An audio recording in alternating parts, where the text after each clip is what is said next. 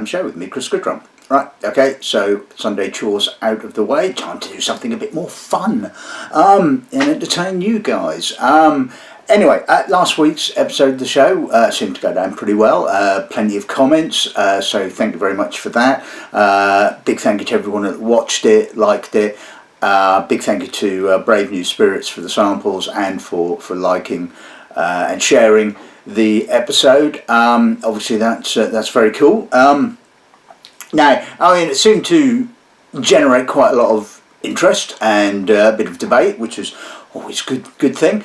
Yeah, I mean, I know that they're not going to be everybody's cup of tea. Not everybody's into sort of like, fairly heavily wood finish stuff. But, as a retailer, you need a diverse range of whiskies. I mean, I often hear sort of customers come in and say, I bought present for so and so, I bought this, that and the other, so I'm after something a bit different, and so one has to step up to the plate, to use a sporting terminology, and deliver the goods. And it's just because something is different doesn't necessarily mean that as a retailer I would want to sell it. It's got to obviously, it's got to pique my interest. It's got to be something I can get behind. So even if the product is a quality product, but it's not something that I feel particularly blown away by, 9 times out of 10 it ain't going to sort of get on the shelf, because if you're not going to get behind something, then it's just going to sit on the shelf, really, isn't it?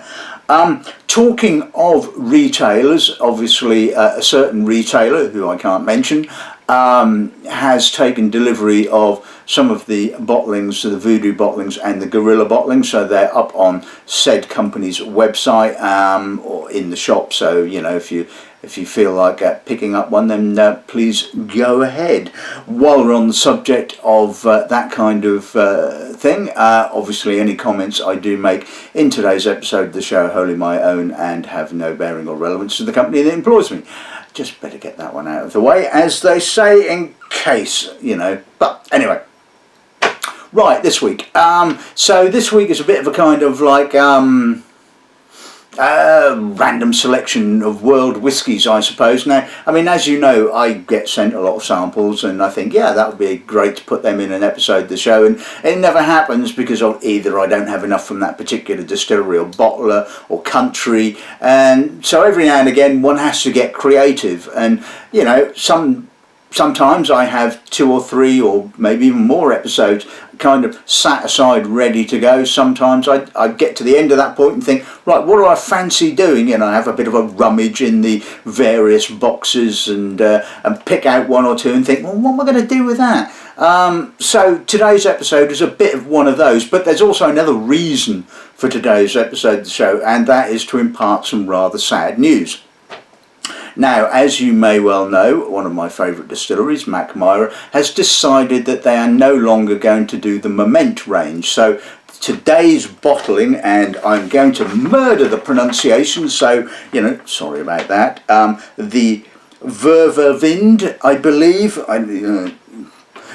is the last bottling in the Malt series, which is really sad. And apparently it's a well, what did they say? Hang on, let me find a bit paper.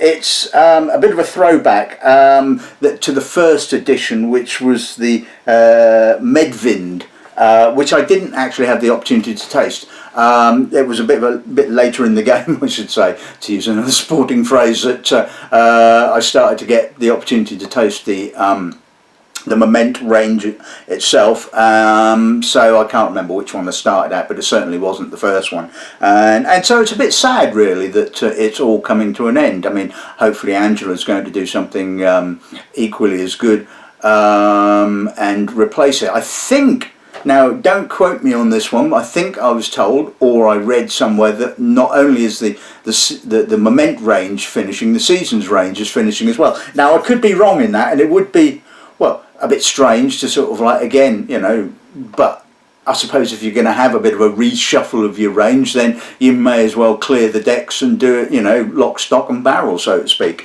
So it could well be that the season's bottlings are going as well, which again would be a bit sad, but it will be interesting to see what replaces that. So that was kind of like the main reason I wanted to do this week's episode of the show, was to basically say goodbye to the Moment bottlings and to share that with you guys. And I thought it would be interesting to sort of, you know, look at a couple of completely off the wall European and world distilleries that I'd never come across before, one of which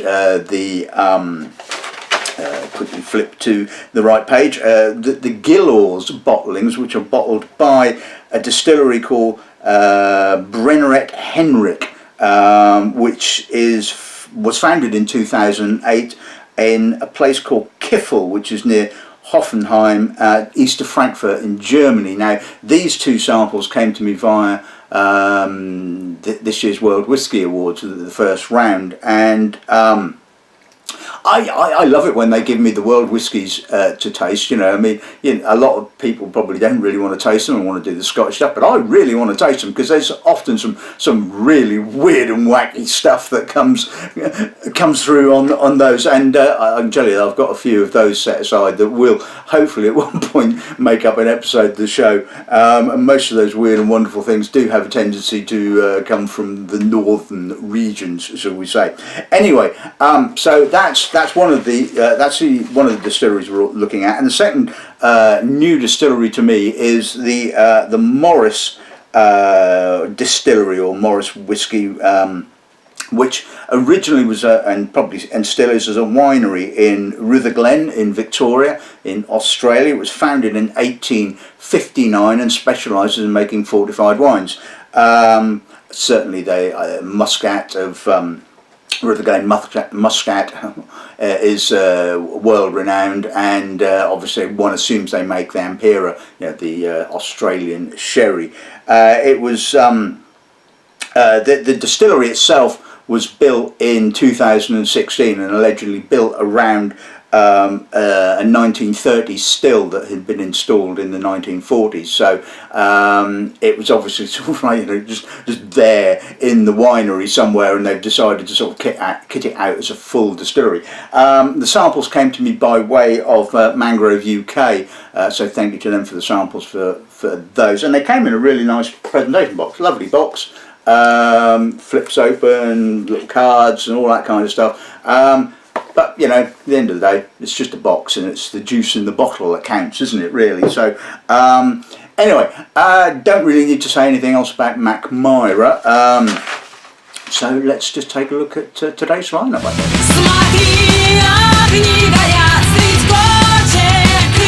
Okay, so obviously if you want to find out more information about the three distilleries that I'm featuring today, links to their various websites are obviously in the box below. Right, we're going to kick off with the Australian, with the Morris. This first bottling is called the Signature. Fair enough. It is, the spirit has been aged in French and American oak. One assumes them vatted together and finished in premium Morris fortified wine barrels. It is bottled at 40%.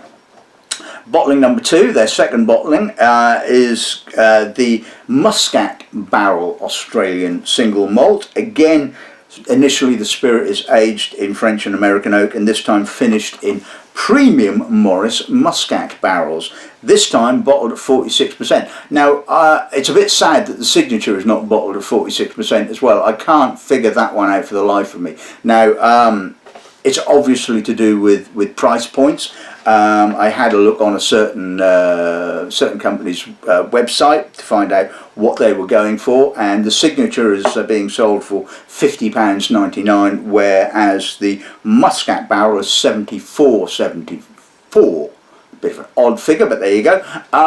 So obviously they're trying to keep the price of the Signature relatively down, hence why they're bottled at 40%. But I think personally, I would like to see, well, I don't know. Yeah, as from an aesthetics point of view, I think 46% would have sent out a better message. Whether, of course, that has any bearing on the quality or character, we'll obviously find out. Right, okay, so moving on to the next two, obviously from Mackmyra. This is possibly the last season's bottling, I don't know. This is called Limousin, which kind of gives the game away quite nicely. Obviously bottled at 46.1%.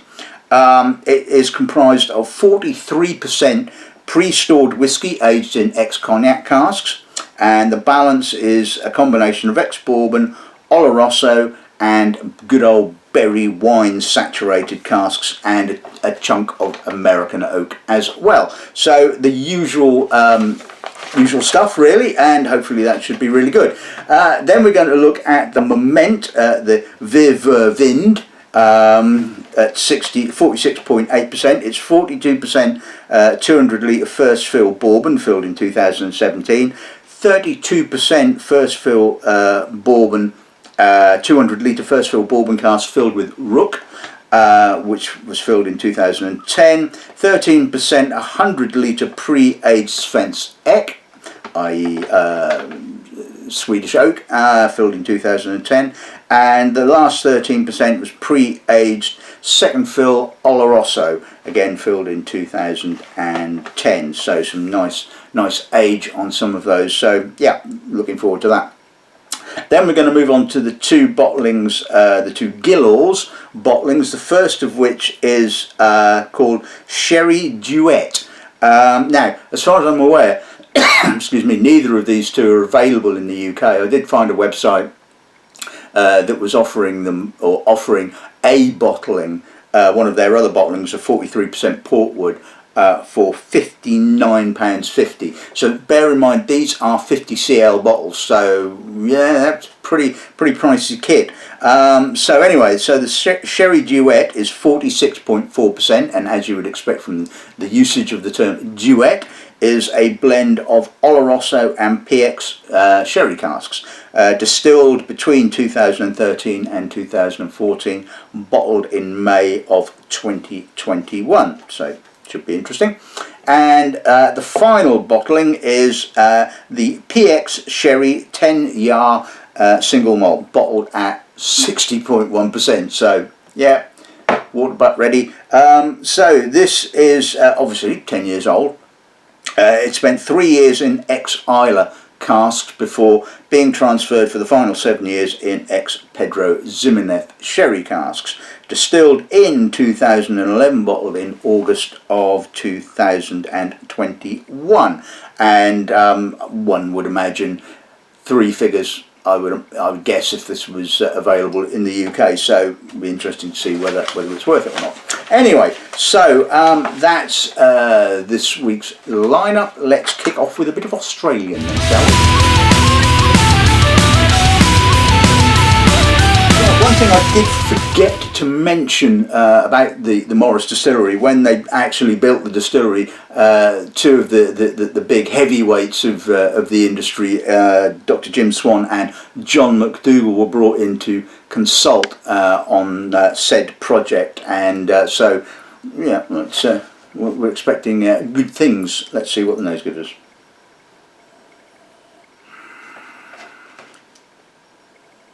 It's a bit raw, it has to be said. It's a bit raw, it's a bit herbal. The spirit is quite young, quite high-toned, or well appears to be relatively young. There's some obvious winey notes, sort of dried fruit, verging on the sort of sherry. There's a little bit of honey, some barley, touch of cardamom. It's a bit hard. It's sort of traditional, I suppose, for want of a better word, if this was a Scottish whisky, and I'm underwhelmed, shall we say. Like I said, I wouldn't say there's a disconnect between the spirit and the oak. It's certainly integrated, but the spirit is just poking through, and it's just a bit too young, and just a little bit too raw for me personally. Let's see what turn the pounds on.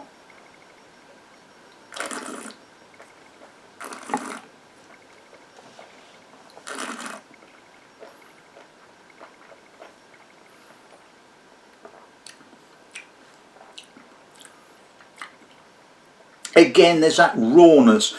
It's a bit spirity on the mid palate. It certainly comes through with an almost kind of grain spirit-like kind of character.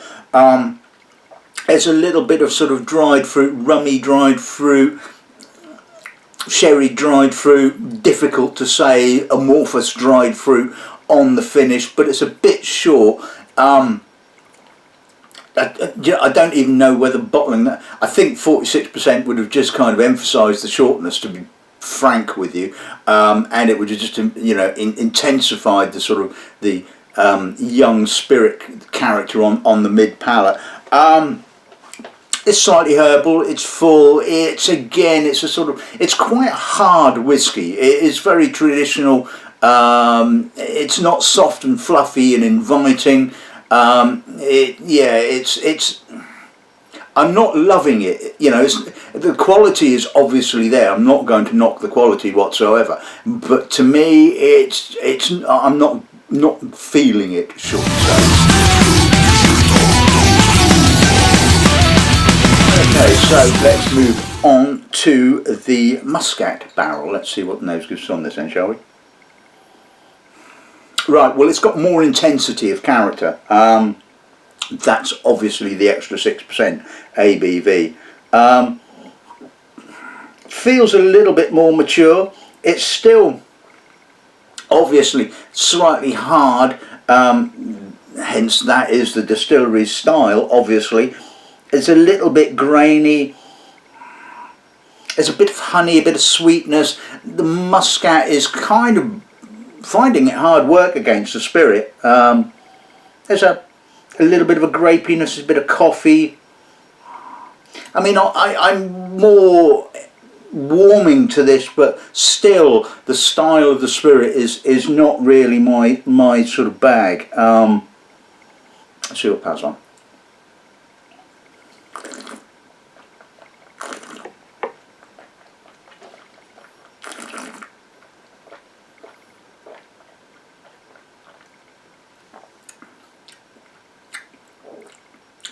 Actually, that's not a bad palate. I mean, I'll give it that. There's a lot more intensity. There's a lot more of the Muscat character as well, a lot more honey. So it's still quite hard, you know. You're not going to get away from the obvious distillery character. That extra 66% doesn't seem to have kind of overtly sort of pushed the spirit through. The Muscat is kind of quite dominant and soft-ish.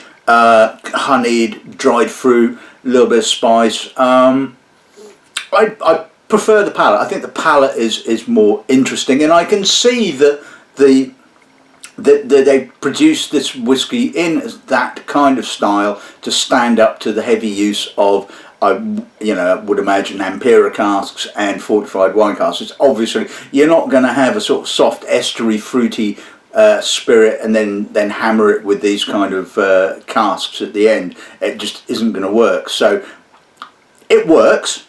I mean, the job is done. But to me, it falls into the character of a lot of those sort of whiskies, traditional whiskies, and I'm just not overly enamoured by them. But like I say, quality you can't complain about, and if it's your kind of style, then I would certainly recommend giving them a try.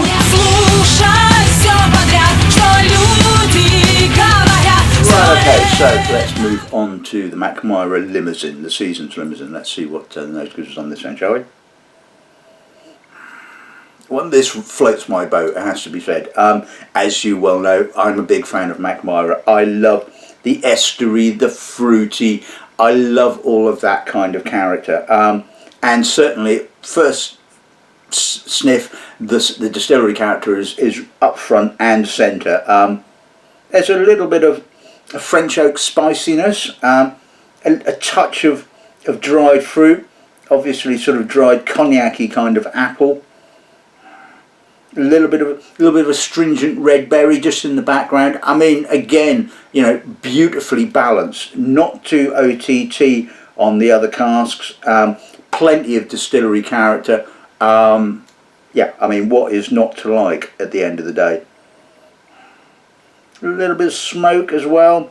I mean, it's just such a harmonious nose. It is gorgeous, absolutely gorgeous. See what that's like.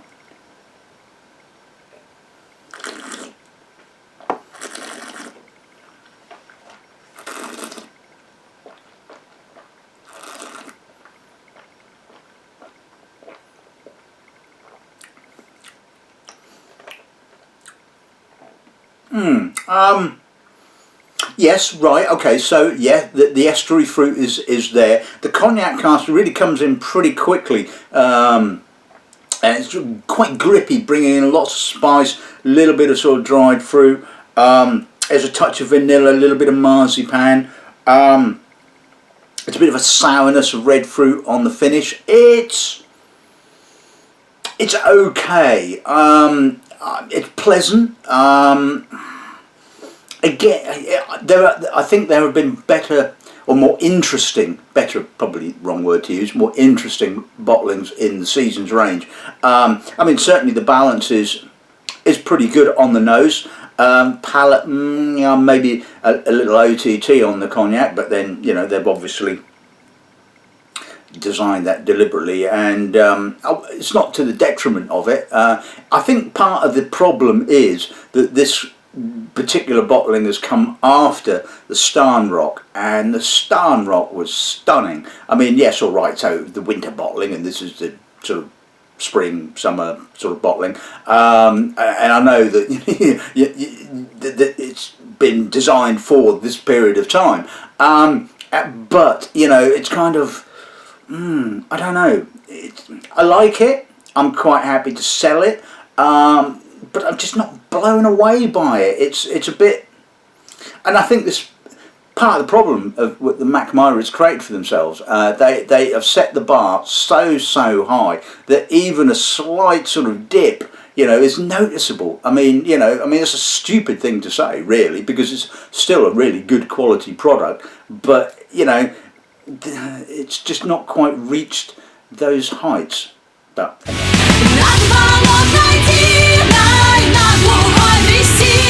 right, okay, so let's move on to the moment of Virvelvind or Vervind or whatever, however you pronounce it. Sorry, foreign words. I mean, I was never that sort of good at languages anyway. I mean, you know, sometimes struggle with English. But anyway, it's all about the tasting, isn't it? So let's see what the nose gives us.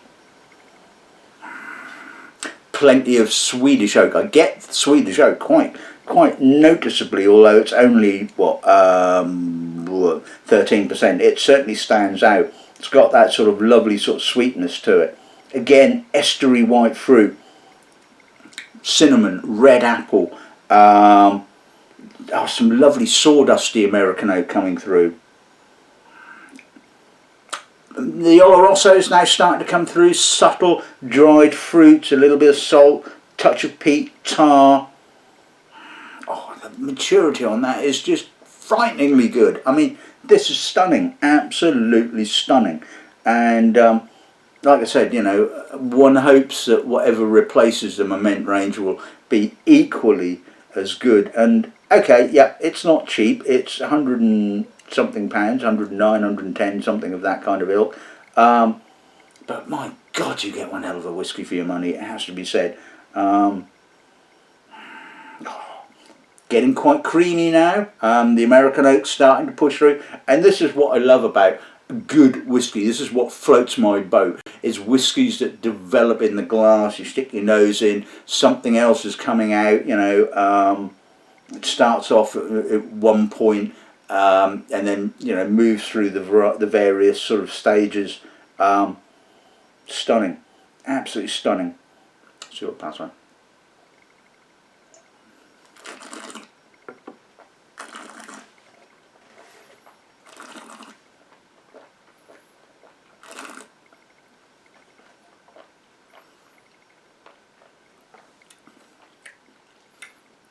Oh, that finish is incredible.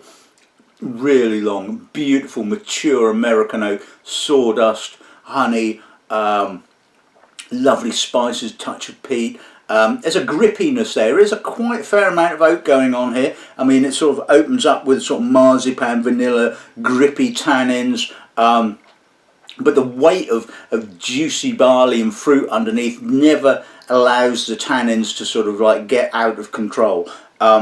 touch of citrus as well, just coming through on the mid palate. And like I said, that finish was absolutely stunning, absolutely divine. Lovely maturity, a little bit of peat, a little bit of smoke. I mean, it's just superbly balanced, and you know, I think it's a fitting end to the Moment range as far as I can see. And I mean, there've been some stunning Moment bottlings over the years. I mean things like the Brooks DLX, the recent one, Caribbean, and so on and so forth. But yeah, that's a lovely thing.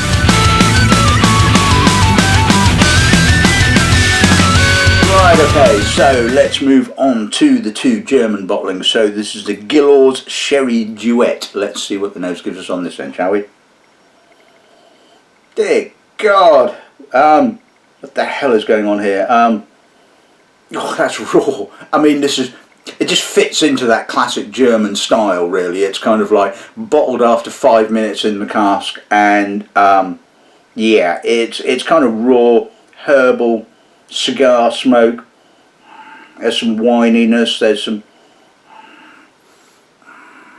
a lot of wininess, a lot of sort of pruny PX, a little bit of vanilla, there's some potpourri,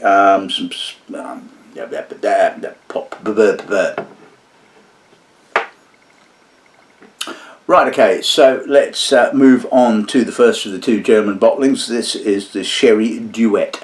Let's see what the nose gives us on this then, shall we? Yeah, right, that's German. That's raw. That's raw, intense, herbal, spirity,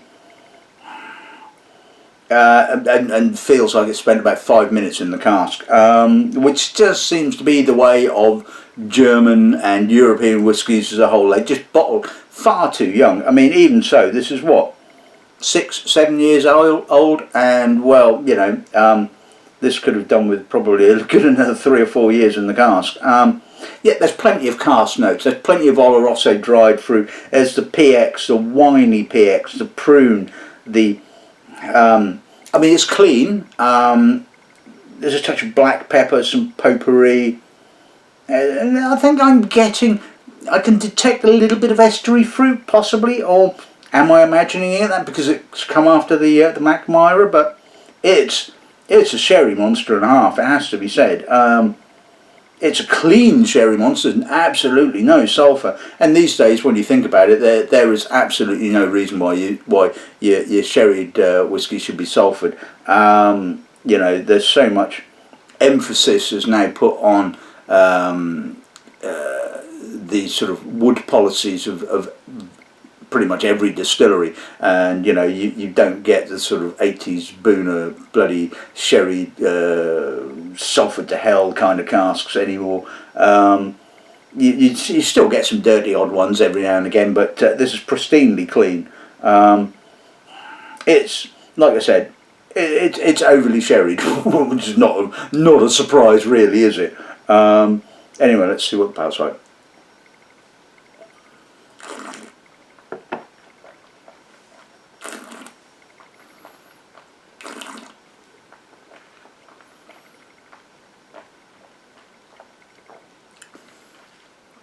Whoa, raw, spirity, slightly honeyed though, sherried fruit coming through on the mid palate, but that raw spirit is kind of like ever present. Quite herbal, again, sort of kind of puts me in mind of Langerton to a certain extent, but certainly not got the maturity that Langerton has. It's certainly quite young. There's some tar, some almost kind of rye-like sort of dark spice. I mean, it's a bit fun, you know. I mean, and like I said, it probably would be about 70 quid for a 50cl bottle. So if that's your kind of fun, then brilliant. It's a bit short. It's a bit kind of, it's all right. It's kind of not really floating my boat. I mean, you know, it would have to take, you know, something really special to be this heavily sherry to sort of like, you know, really float my boat. And it's just that I wouldn't say there's a disconnect there, but it's the spirit is just way too young. I think, and this is just something that's just popped into my head now, I think a lot of it's probably got to do with the stills. I would imagine a lot of the European, German, French distilleries tend to use a variant of the Holstein still. I mean, certainly I've seen a lot of pictures of these distilleries, and they don't have the long, tall swan necks that Scottish distilleries tend to have. They do tend to be based around a sort of a Holstein, sort of short, stubby, boil-bally kind of thing and a small lin arm. And I think this is part of the issue, is that yes, these types of stills produce quite a flavourful, congenna heavy type of spirit, which, like in cognac and armagnac, just needs a lot of time in the cask to remove some of the more unpleasant sulphur notes and things like that. Not that I'm saying that this had any sulphur notes, but I'm guessing that this is... thing is, maybe the Germans and the French just love their spirit young, you know, and maybe, you know, us Brits prefer it sort of with, you know, almost, well, close to death, I suppose. I mean, certainly we like our port close to death, but the Americans love it when it's really young. But anyway, I'm kind of waffling. Yeah, not wholly my kind of cup of tea, it has to be said, but interesting.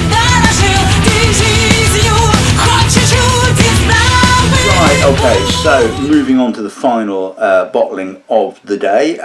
This is the PX Sherry 10 Jahre single malt, 60.1%.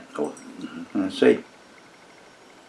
Oh, dear God, that's got some intensity. I mean, that's kind of like sort of grabbing you by the nostrils, and it ain't letting go. It's youngish. It's spirity. I mean, although this is 10 years old, I mean, it is still quite noticeably spirit laden. There's quite a chunk of peat. There's a little bit of, there is a little sulphur note there, it has to be said. But it's mad. I mean, it really is kind of, it's just kind of in your face. It's raw, it's intense, it's kind of, I mean, it's just like sniffing the inside of a Pedro Ximenez cask, one imagines. I mean, it's really woody, really intense, dark chocolate, raw cereal, spice. I mean, yeah, this is going to be what? I mean, well, if the sort of the last one's about 70 odd notes, this is going to be well into the 120, I imagine, if it was available in the UK. And well, yeah, if you've got a slightly sadistic streak, this is up your street, as they say. Let's see what the palate gives us.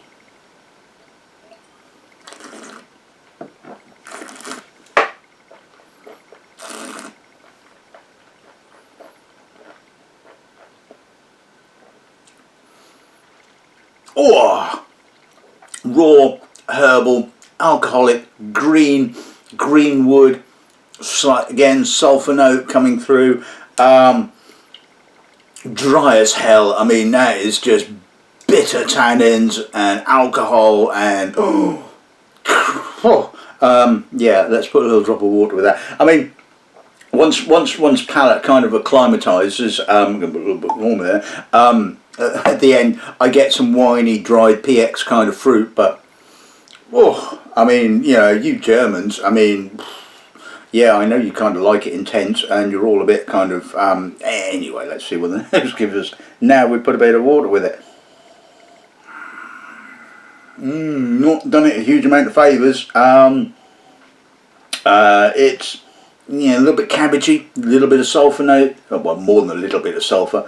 I mean, it's not ruined, it's not sort of, you know, 80s Booner kind of sherry ruined, sulphur ruined. It's kind of adds to the, dare I say it, sort of appeal. It's raw, it's intense, it's kind of all mingled in with that sort of, you know, raw sherry and raw spirit and, yeah, sulphur and, yeah, let's see what the power's like.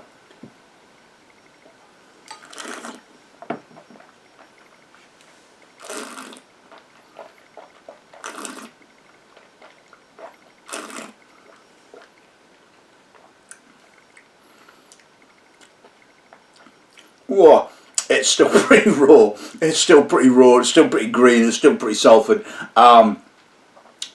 It's not a mess. I mean, there's some sweet fruit there. Like I said, it's raw. It's intense. It's kind of like, you know, a serious love-hate whiskey, it has to be said. Not a complete car crash. And, you know, I suppose, you know, if you sit back and you sort of think about it, it kind of all works together in a kind of mad kind of way. Oh, you know, but not. It's not the kind of. It's certainly not soft and fluffy. I mean, you know, it's not something you would want to drink all of the time either. It's kind of like it's a sort of blow everything away kind of whiskey at the end of the day.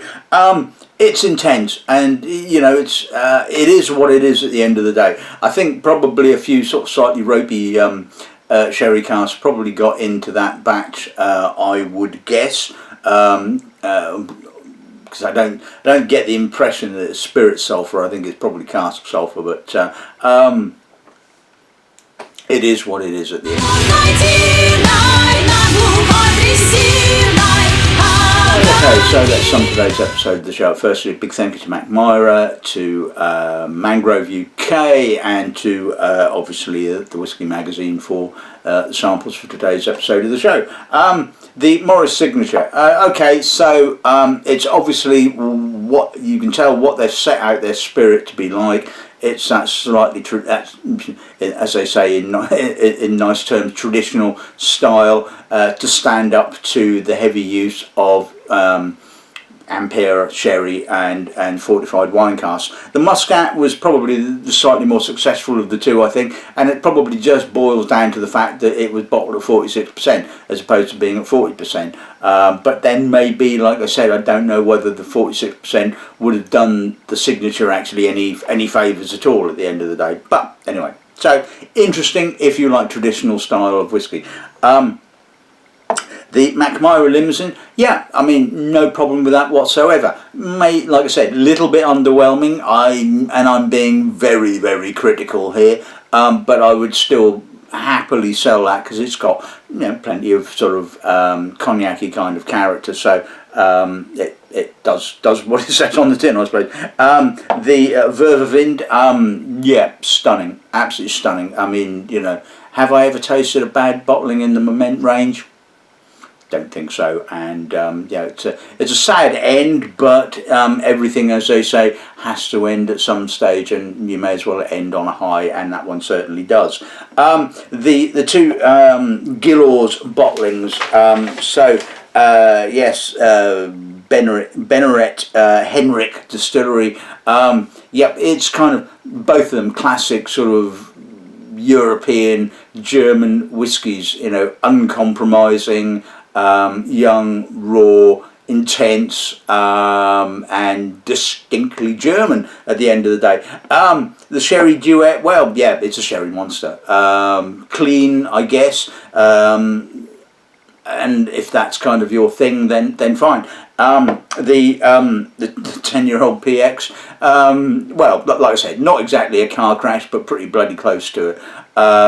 It was raw, it was intense, there was some sulphur there, and it just kind of all added together, I suppose. I mean, you know, can't imagine many other times saying that sort of like, you know, sulphur works. Well, it does, or doesn't, as a case may be. I mean, it was uncompromising, shall we say. So, you know, if you're watching in Germany or in Europe and you have access to that, and that kind of sounds like your cup of tea, then, well, go for it.